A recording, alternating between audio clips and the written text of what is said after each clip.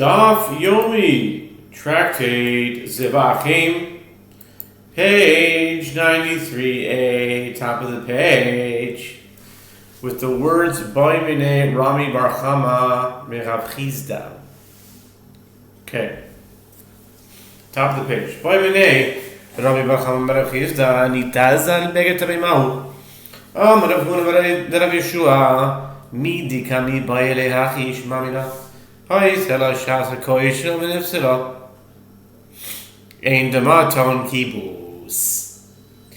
a related matter, Rami Bar Chama asked of Reb Chizda, if the blood of a sin offering sprayed onto a ritually impure garment so that the blood became impure and unfit for presentation, what is the halacha? Does the garment require laundering?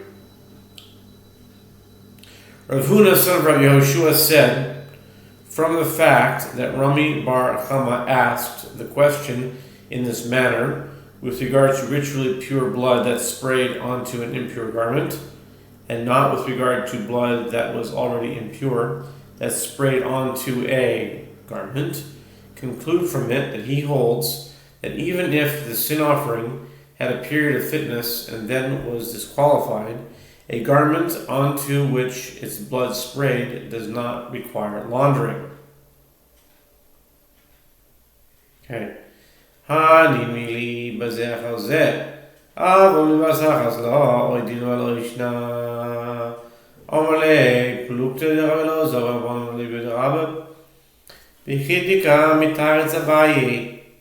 His question, therefore, is, does this statement apply only when one event, the spraying of the blood, occurs after the other event, meaning the disqualification of the blood?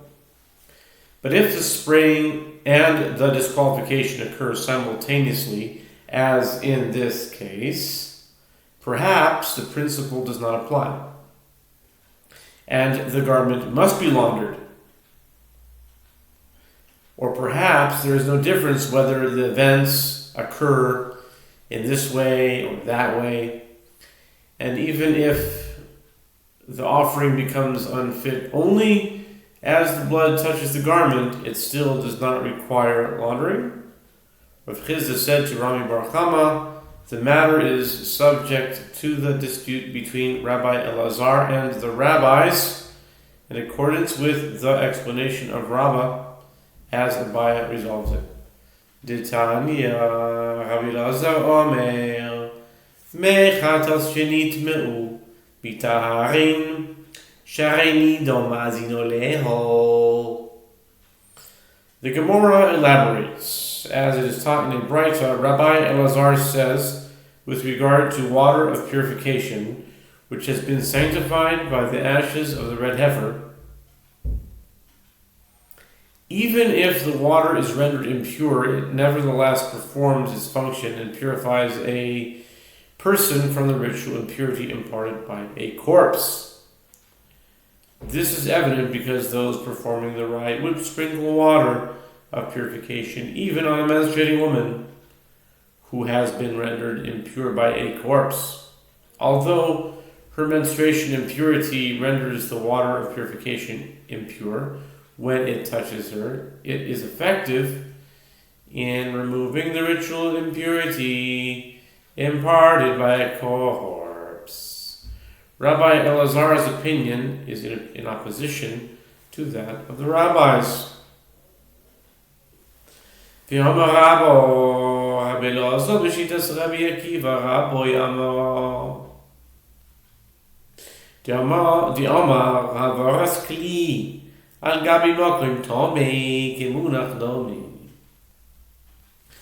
And concerning this dispute, Rava says, although it would seem that the water of purification applied to a menstruating woman does not become impure until it touches her, the case may still provide precedent for all water of purification that has become impure as follows. Rabbi Elazar stated his opinion in accordance with the opinion of his teacher, Rabbi Akiva, who says that passing a vessel containing water of purification over the place where a ritually impure item renders the vessel considered as if resting there, so that the water becomes impure. Consequently, just as the water purification is effective for the menstruating woman, although it has become impure when hovering above her, water purification always remains effective after having contracted ritual impurity. Itnan Haya Omed Chutz Latano V'sheretz Batano V'hoshit Yadoi Lachalon V'notoles Halagin V'eviro Al Pitano Rabbi Akiva Mitam B'chachomim Mitaharin Ubiha Peligi De Rabbi Akiva Savar Kemunach Dami Rabbanan Saverin Av Kemunach Dami. That is Rabbi Akiva's opinion, as we learned in the Mishnah, Para 10:5. There is a dispute with regard to the case of a ritually pure person who was standing beyond an oven, which stood between him and the wall, and the carcass of a creeping animal, which imparts impurity, was in the oven. And the person stretched out his hand to the window and took the jug containing water of purification and passed it over the opening of the oven. Rabbi Akiva deems the water of purification impure, although the jug has merely passed over the oven's opening and has not come to rest on it. And the rabbis deem the water pure. And according to Rabbah, in this manner, do they disagree? That Rabbi Akiva holds that the jug is considered as if resting on the opening of the oven, and the rabbis hold that the jug is not considered as if resting there. Ve'esve Abaye Moed Rabbi Akiva Bazo Sheheviro al Klei Cheres Tomei Agav Mishkav U'Moshev Tomei Shehu Tohoiro She'ein Lecha Davar Shimat Tameh מלמעלה כלמטה, אלא כזייס מן המייס, ושאור כל המעילין לעשוי אבן המנוגס. And Abaye raised an objection to Rabbah's interpretation from a Braita, Tosefta, Hara 10:6. Although he deems the water of purification impure in the previous case, Rabbi Akiva concedes that in an act of sprinkling in which the person passed the water of purification over an impure earthenware vessel or over an impure item designated for lying or sitting, the water remains pure.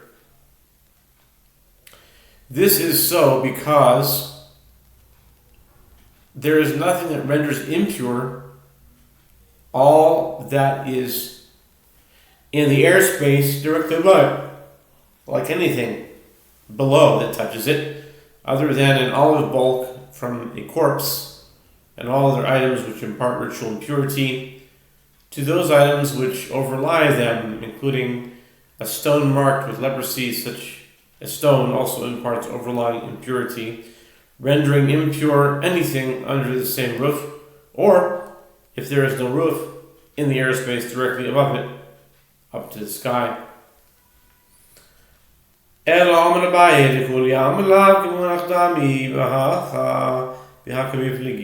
Akiva Saval Gazrinan Shema Yanuach Rabbanan Savri La Gazrinan Umode Rabbi Akiva Behazaa Kivan Dinafak Nafak. Rather, Rabbi said, everyone agrees that a vessel containing water purification passing over an item that is ritually impure is not considered as if it is resting on it. And here, with regard to the jug being taken over the oven, they disagree about this. Rabbi Akiva holds that we decree that the vessel contracts impurity by rabbinic law, since perhaps a vessel carried above an impure item will come to rest directly on that impure item, And the rabbis hold, we do not decree that the vessel contracts impurity in such a case. And Rabbi Akiva concedes that in the act of sprinkling, while the water passes over an impure item, once it has set forth into the air, it has set forth. Since the water has left the person's hand, the person cannot leave it to rest upon an impure item. The Gemara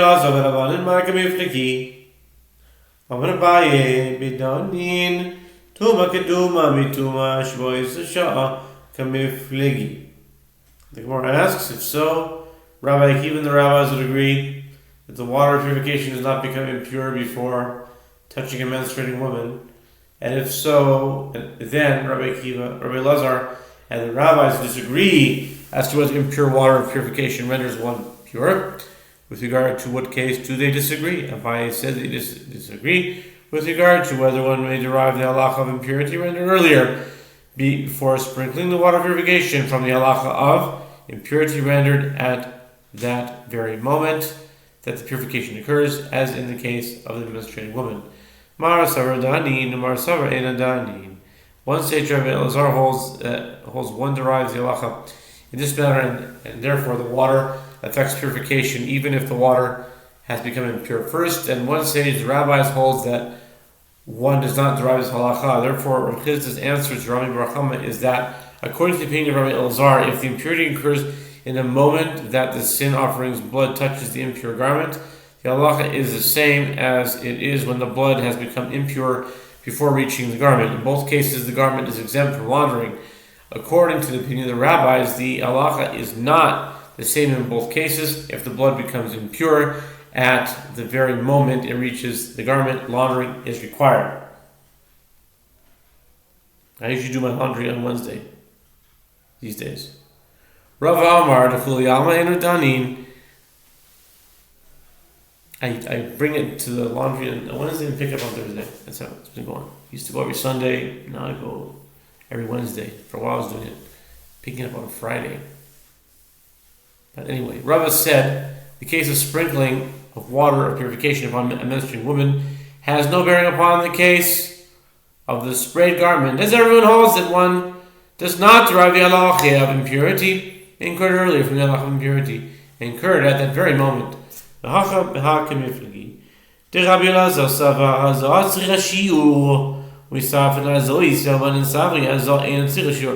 continues, but here, with regard to the precedent of the menstruating woman, they disagree about this. Rabbi Elazar holds that sprinkling the water purification requires a specific measure of the water, but sprinklings of small quantities combined to constitute sprinklings of the required measure. Therefore, if the initial sprinkling on the woman does not contain a sufficient measure of water, the small quantity of water purification first becomes impure, but it later combines with the subsequent sprinkling to purify her. Consequently, water of purification that has already become impure may affect purification, but the rabbis hold that sprinkling of the water does not require a measure. Accordingly, the woman is purified by the initial sprinkling, although the purification water becomes impure at the very moment that it reaches her, and this does not have any bearing on a case in which the purification water is impure before it touches the person upon whom it is sprinkled. Chata psula kule tanchabanan bidama bidam kasher ulam bidam psula. Bekiva omer haisala shasa koish v'nifsla b'dam taun mikibus lo haisala shasa koish v'nifsla b'dam taun mikibus. The Mishnah teaches with regard to a disqualified sin offering, a garment on which its blood is sprayed does not require laundering. Whether the offering had a moment of qualification when its blood was fit for sprinkling, or whether it did not have a moment of disqualification, the sages taught in Braita. With regard to the garment on which the blood of a sin offering sprayed, the verse states, and when any of its blood shall be sprinkled on a garment, Leviticus 6:20, teaching that laundering is required when some of the blood of a fit sin offering is sprayed on the garment, but this is not so in the case of the blood of a disqualified sin offering. Rabbi Akiva says, if the sin offering had a period of fitness and then was disqualified, the garment onto which its blood sprayed still requires laundering if it did not have a period of fitness at all, and was then disqualified, a garment onto which its blood sprayed does not require laundering. Rabbi Shimon Omer, Echad Zeh v'Echad Zeh, Ein Damaton Kibus Mai, Tamed Rabbi Shimon, Ksiv Oisa, Ksiv Midama, Chad Lahecha, Dahaisa Lo, Shas HaKoisha. And Rabbi Shimon says, with regard to both this sin offering that had a period of fitness and that sin offering that did not, a garment onto which its blood sprayed does not require laundering. What is the reason of Rabbi Shimon? The Gemara answers, it is written in the Torah, with regard to laundering the blood of a sin offering, every male among the priests may eat it. Leviticus 6:22. And only it. And it is written earlier in that same section of its blood, Leviticus 6:20, but not all its blood. Therefore, there are two exclusionary terms. One excludes laundering for the situation where the unfit offering had a period of fitness, and the other excludes a situation in which the offering did not have a period of fitness. The Rabbi Akiva, also proud, Truma, Shimon the Tameh, Damar Kodshim Kali, Mentunim Merikal, Shittif, Kolsken Truma. Okay, nice. The Gemara asks, and how does Rabbi Akiva interpret these verses? The term of its blood, he derives that the offering that has no period of fitness is excluded. The exclusion is indicated by the word it teaches that the requirement for scouring and rinsing a copper vessel in which sacred food was cooked excludes truma, meaning scouring and rinsing is not required for a vessel in which truma was cooked. And rejecting Rabbi Akiva's understanding, Rabbi Shimon conforms to his line of reasoning, l'shitato, as he says, offerings of lesser sanctity do not require scouring and rinsing, as explained on 96b. And all the more so does Truma not require this. Consequently, Rabbi Shimon does not need a verse to exclude Truma, as he interprets the verse to exclude both a sin offering that had a period of fitness and a sin offering that did not have a period of fitness. And now, the new mission. Nitas minatzavo ala beged einaton kibus minakeren minasoid einaton kibus nishbach ala ritzbo ve'asafo einaton kibus el adam sheniskam v'chli v'roi la'izor.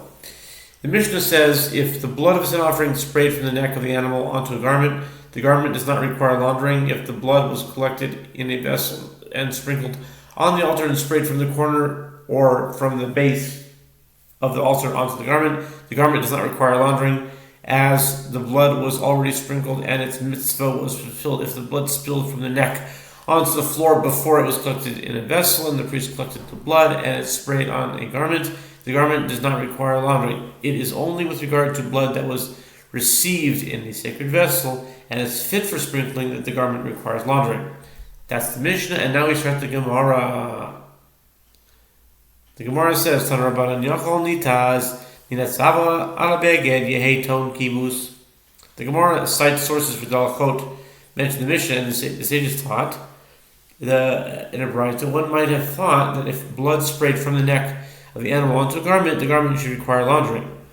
Yehei Ton Kibus should require laundering. Tam Lomar Asher Yazeh Lo Marti Lach Ela Biroi Lazo Tanya Idach Yachol Nitaz Mina Keren Umina Yisod Yehei Tahun Kibus Tam Loimar Asher Yizeh Prat Lezeh Shekavara Huza.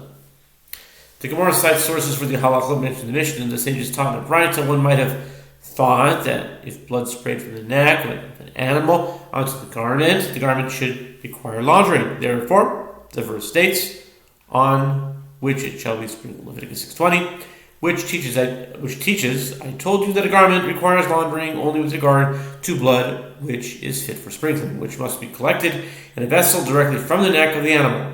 It is taught in another Braita. One might have thought that if blood sprayed from the corner or from the base of the altar, the garment should require laundering. Therefore, the verse states, on which it shall be sprinkled, excluding that blood that was already sprinkled. The Mishnah teaches if the blood spilled from the neck onto the floor before it was collected in a vessel, and the priest collected the blood and sprayed it on the garment does not require laundering. It is only with regard to blood that was received in a sacred vessel and is fit for sprinkling that the garment requires laundering. That concludes 93A. We'll continue, God willing, with 93B.